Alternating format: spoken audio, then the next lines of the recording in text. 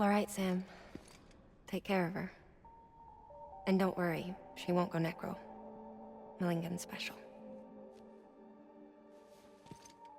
Be funny if these Ha of ours ended up being the key to saving us all.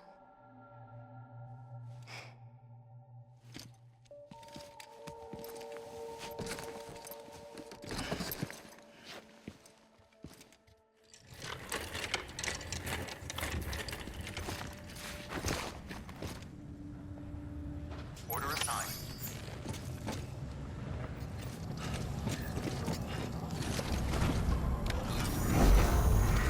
Come on, let's roll.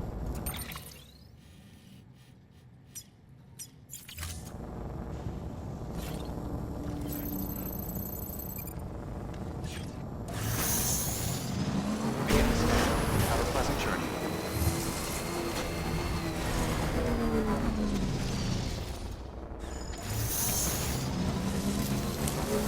Weapons restrictions lifted.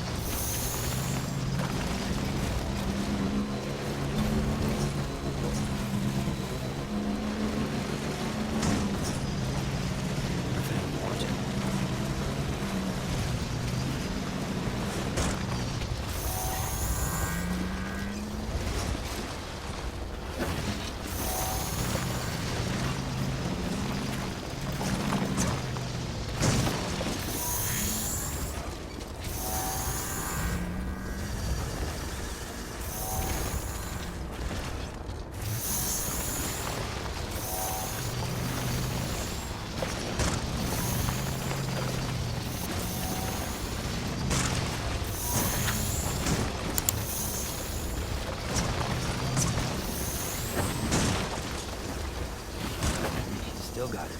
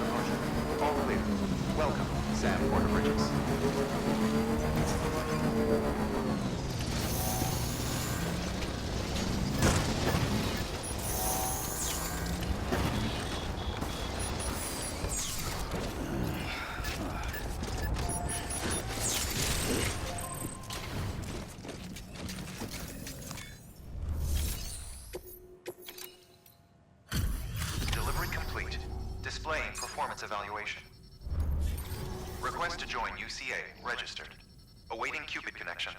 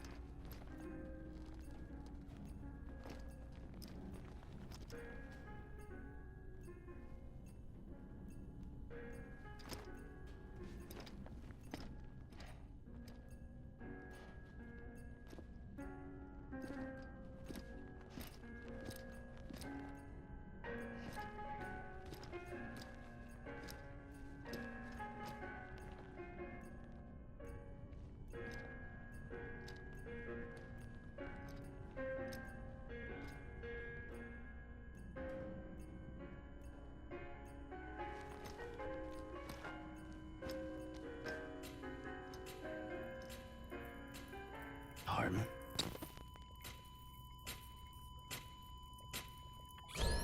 Administering shock. Stand clear.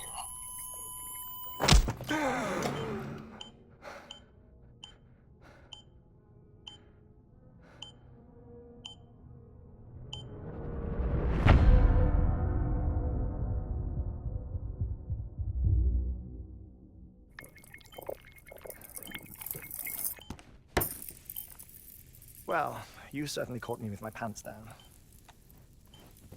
Glad you could make it, Sam. I'm sorry. I didn't mean to alarm you, but I am what I am. Ah, please, they are down there.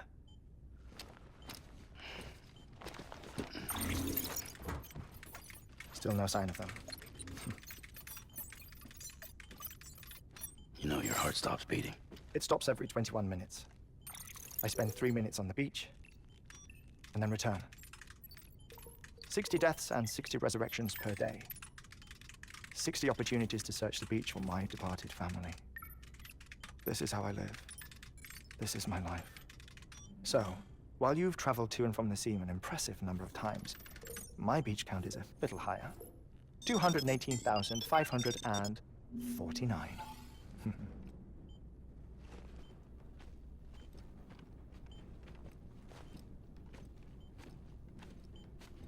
I see myself in that crater. My wife and my child. It's like looking at the shape of my heart. The doctors called it myocardial cordiformia. Mine is an especially unusual case. I have pictures. Care to see Hartman's heart-shaped heart? No, you really should. It doesn't run in the family. You know, I never came to terms with their loss. In the days that followed, I became obsessed with an idea that the beach is real, and they are on it. I would induce cardiac arrest, 3 minutes at a time, and search for them, day after day after day. Also, you could say goodbye. Quite the opposite. It is said that everyone's beach is different. So what if everyone's afterlife is different too?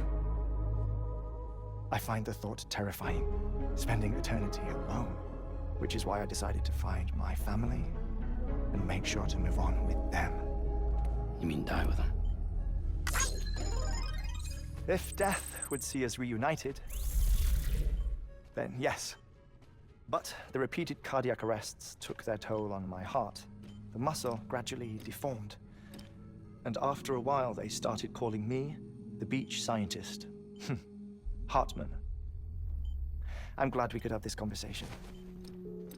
Oh. A body that doesn't necrotize. No sign of decomposition. It's as if she were still alive. The perfect mummy. An impeccable corpse. What's wrong? Where's the other thing you were supposed to bring? Ah, found it. Behold. Wait, dead man? It appears to be an umbilical cord. Human by the looks of it, I think. But this was no ordinary conduit between fetus and placenta. It looks more like a BT's tether. And this was Mama's? Yes. A body that doesn't necrotize, and an umbilical cord connected to the beach. These are remarkable discoveries, Sam. Enough to set my sore heart racing. 5 minutes to cardiac arrest. I apologize if our conversation gets cut short. I must go back to the beach and look for my wife and child. One person, one beach. That's the rule. But I'm the exception.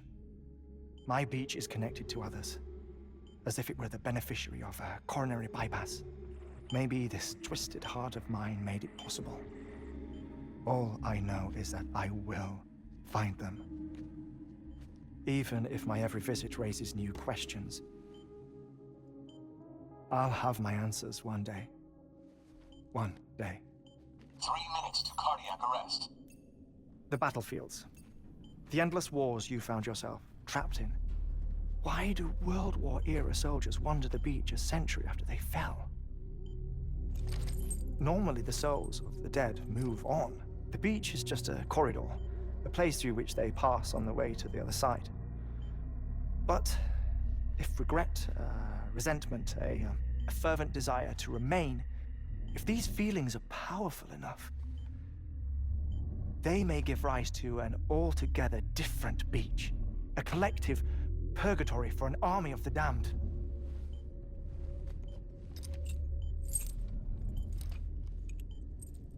Clifford Unger. His misery and hatred, combined with your BB acting as some sort of catalyst, have brought these battlefields to our world. 2 minutes to cardiac arrest. Please proceed to a safe location. It's just a theory. You think Higgs is pulling the strings? Pulling all their strings? Ensure you are in a stable position. I don't know. But evidence does suggest that Higgs brought them here. 1 minute remaining. Please hold on to something secure. Oh, before I forget, I have a favor to ask. Activating lab security measures. Could you just relax until I come back?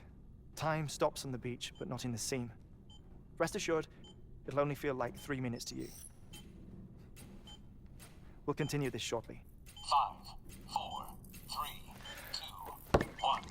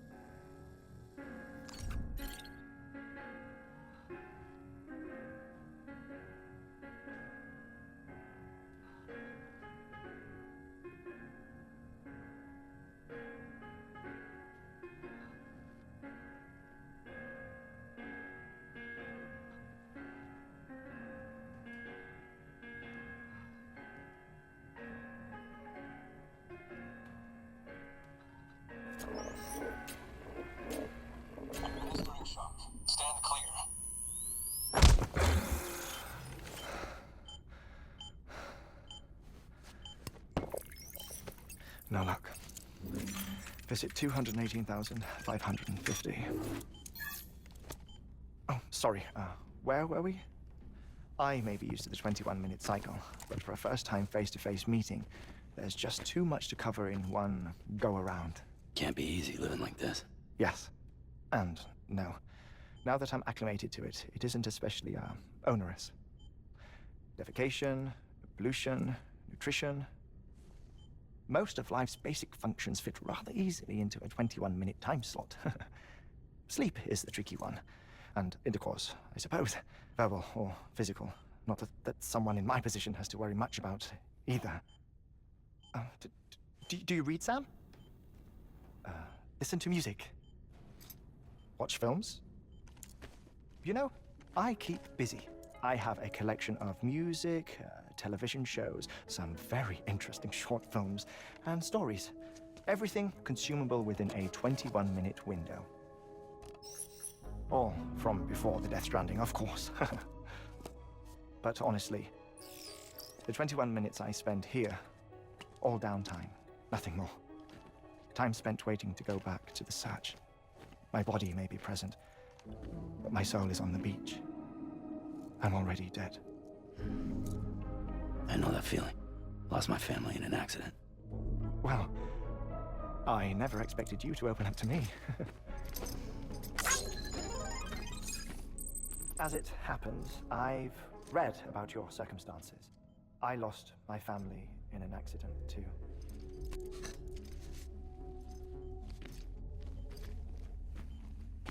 I was in the ICU having heart surgery, out of town, in the city. When it was clear that I was going to pull through, my wife took my daughter back to the house to collect some things for me. And then they were caught in the void-outs. The city and the hospital spared the worst, but the shockwave knocked out the power and my life support. I woke up on the beach.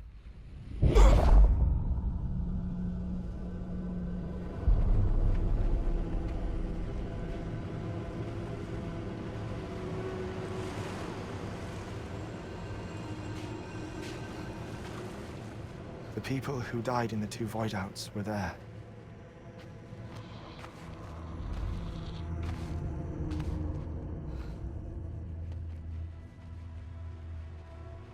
What happened? What's going on?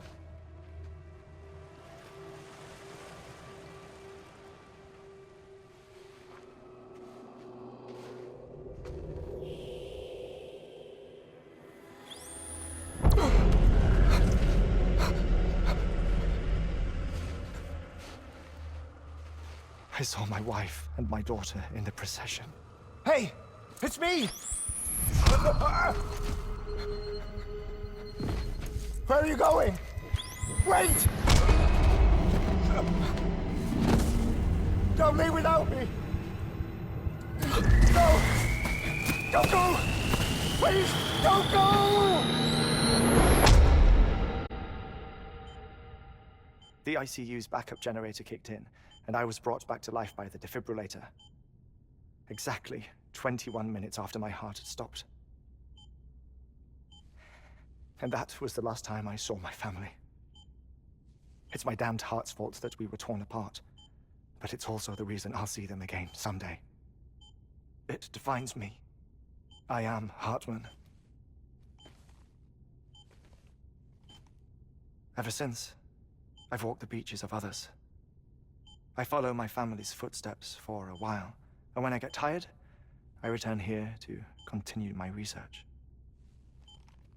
It's funny, though. Even when my heart stops, the pain lingers. You have any family photographs, Sam? Pity. 5 minutes to cardiac arrest. You mind telling me what I'm doing here before you go back to the beach? Oh, of course. There's a Prepperone station in this area. Our scientists stationed there are researching material from before the Death Stranding. What kind of material? The Earth has a long memory. It's trying to tell a story, one that goes back to the very beginning, one that not even the Death Stranding could erase. The scientists are all colleagues of mine from the earlier expedition. I'd like you to bring them onto the chiral network. Amelie proposed we establish our research posts along this belt. Despite a worldwide search, this is the only area known to contain fossils from the late Cretaceous period, when the dinosaurs died out. The assumption being that the last ones lived here, and here alone. You see, hiding in the Earth then are memories of a major mass extinction. Clues that could tell us how to survive our predicament. Certainly, that was Amelie's hope as part of the advanced team when she assigned our backup team here. The past informs the present and aids us in building the future. She was careful to impress that upon us before she went west. 3 minutes to cardiac arrest. Shut up. I'm putting you on mute. Sometime later, we began to observe unusual activity in the tar belts outside Edgenot City. Vast quantities of tar began surfacing, spreading, consuming many of my colleagues, as well as a chiral way station. The whole incident defied explanation. You think Higgs is to blame? I don't know, but we needed that way station. It was essential to expanding the chiral network westward. That's why I'm asking you for your help in building a new one. It won't be much given the handful of equipment we've managed to scrape together. Nothing like the knot cities, that's for sure. But a knot is still a knot. Sam, I want you to use the Cupid to put the scientists on the network, then go to Amelie. Afterwards, we can get back to the important job of researching the deaths.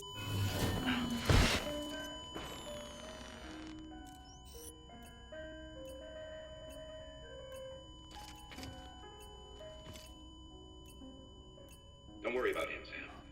The air mat floor absorbs the impact. I'll unlock the door for you.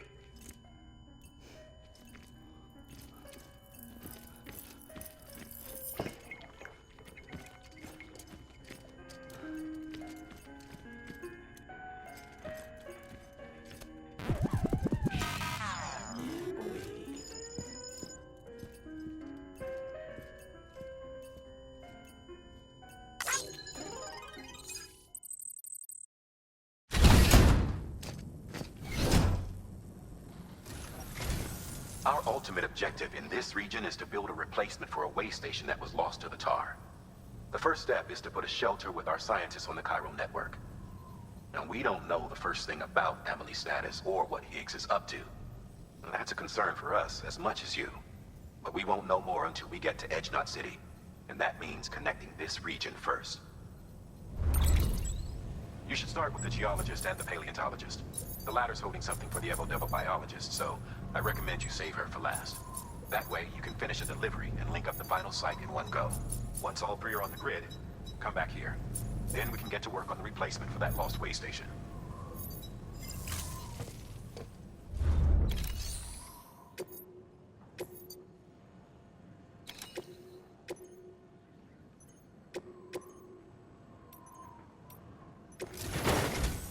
A geologist of ours has been studying fossils as part of his research into prehistoric extinction events. He's been out there conducting excavations for a while now and has begun to suffer the effects of chiral contamination. No doubt the result of excessive exposure to chiralium during the dig. Until the site is properly decontaminated, his work can't proceed. Nor will his health improve. So we need you to bring him some chiralium scrubbing agents.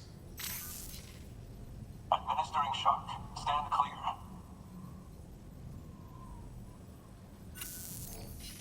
The stratum the team was investigating dates from the end of the Cretaceous period, the time of the infamous mass extinction, which brought the reign of the dinosaurs to a close, leaving small mammals to inherit the Earth.